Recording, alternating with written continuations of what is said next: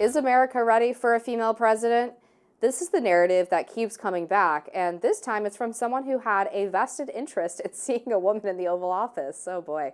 Former President Bill Clinton has an interesting take here. In an interview with CBS's Tracy Smith on Tuesday, Bill Clinton talked about his new book, Citizen, and also reflected upon the ways this country has changed over the years. Let's watch. Do you think part of the issue is that America is just not ready for a female president? Maybe. I think in some ways we've moved to the right as a reaction to all the turmoil. Yeah, I think if Hillary had been nominated in 2008, she would have walked in just like Obama did. Has the country changed? Well, I think all these cultural battles we're fighting make it harder in some ways for a woman to win. So you think it has more to do with party than gender? No. Although I think it would probably be easier for a conservative Republican woman to win. Than a Democrat woman? Because, I mean, that's what Maggie Thatcher did. But I still think we'll have a female president pretty soon. You do? I do. How soon? Within your lifetime? Well, oh, yeah. Well, I don't know how long I'm going to live. You're asking an old man that question.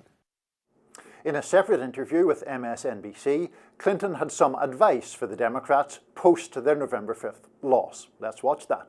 Politics is the only business in which you can prove your authenticity by not knowing anything. You know, and I think that's a problem, and we'll pay for it unless we get over it. But that's a problem for the Democrats, too. We have to learn to talk to people in ways that they can relate to. Well, a lot here yet again, Amber, including Bill Clinton's desire to see a woman in the Oval Office, which caused some off-camera chuckling here, but we assume that is a reference to Hillary Clinton back in 2008.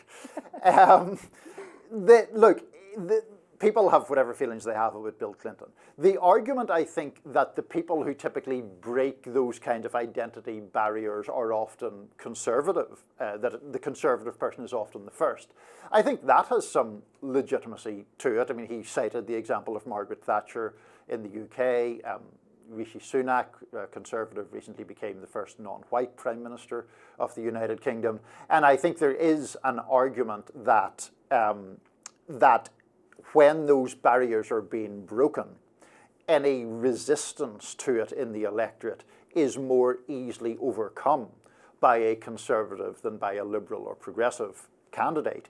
So, you know, we can get into, I suspect, our divergent views of Bill Clinton, but as a theory, as a thesis, that seems plausible to me at least. Yeah, it seems plausible. I think the only thing that cuts against that is that you still do see more Democratic female elected officials in Congress than you do Republican female elected officials. But on the executive level, it is the case that there have been a lot of female firsts that were put in by Trump, not by the Democrats. I mean, Pam Bondi, I believe, will be the first female attorney general. Kellyanne Conway was the first female to run a successful presidential campaign back in 2016. And he even nominated the first woman to be a CIA director, because even women can waterboard people, right? It's nothing to be proud of, Amber, but anyway, I know, that's the point. Advocacies of torture, right. in the name of gender equality.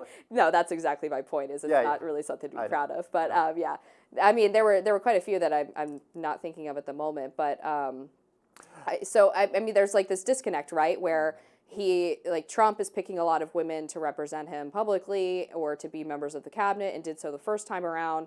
All of his press secretaries, with the exception of Sean Spicer, were female.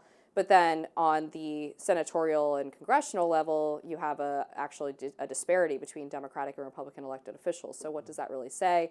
And is it the case that the first female president could be a conservative rather than a Democrat, as most people assume? I actually agree with his assessment on that that's far more likely. Yeah, no, I think it possibly is more likely. With the Trump thing, you know, I take the point about appointments and members of his previous administration, and I think that was why there was such heavy backlash against, wasn't it Mark Cuban who said in the closing days of the election that something? He didn't surround himself with strong women. With strong women. Now, then you go, you take the counter argument to that, which is is the things that Trump has said, this idea that he would protect women whether they want it or not, which was that bizarre quote in the end, and all the allegations that have been made by various women against him of misconduct of one kind or another. The point about the women at the executive level is whether it is actually an electoral disadvantage at that level to be a woman or not, because the two examples that we have had of nominees have been obviously Hillary Clinton and Kamala Harris, and they both lost to Trump, and that then opens the question, is that a function of sexism or misogyny, or a function of their policy platform, or a function of their quality, for want of a better word, as politicians? And that's the issue, because I don't think either of them were particularly great candidates. Kamala worse than Hillary for sure. I mean, Hillary Clinton, I think, is a smart individual, obviously. She made some really key fatal errors in her campaign that were obviously completely unrelated to gender, such as not campaigning as much in the battleground states as she probably should have.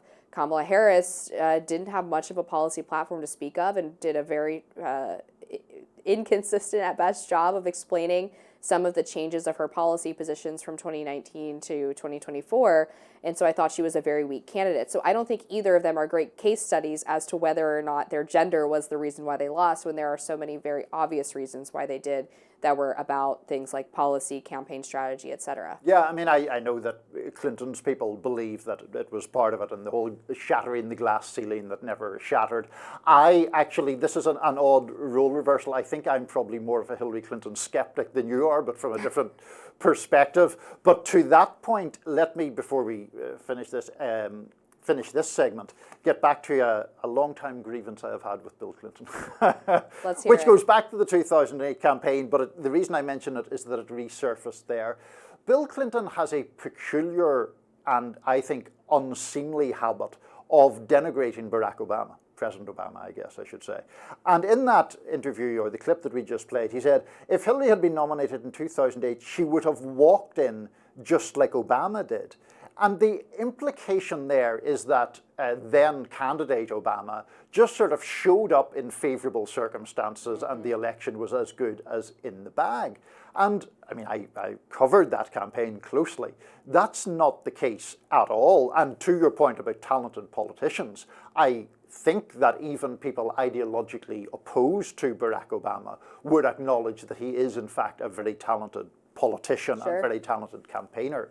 And Clinton's propensity to disparage him in with these little sly digs annoys me. So why do you think that is? Is there maybe some resentment over Obama taking over the DNC structure, or what is that? I think there are a lot of resentments during that 2008 campaign. Firstly, Bill Clinton, made all sorts of weird comments suggesting that Obama was basically winning because he was black, and that was the only reason. And then Obama had gave an interview during that campaign where he implied that Ronald Reagan and somebody else had been a transformative president, and he left Bill Clinton out of that list. It was like, oh, Clinton was just whatever. And Bill Clinton apparently took umbrage at that.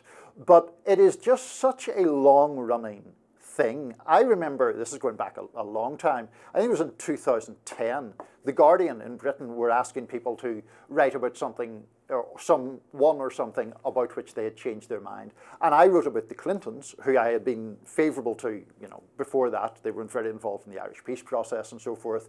But their conduct in that campaign against Obama was, in my opinion, pretty disgraceful, honestly. And, I see Bill going on with that, belittling, as I would see it. A lot of bad blood there, huh? Exactly. Yeah. All right. So, anyway. We have a lot more to cover today on Rising, so stick around. We'll be right back.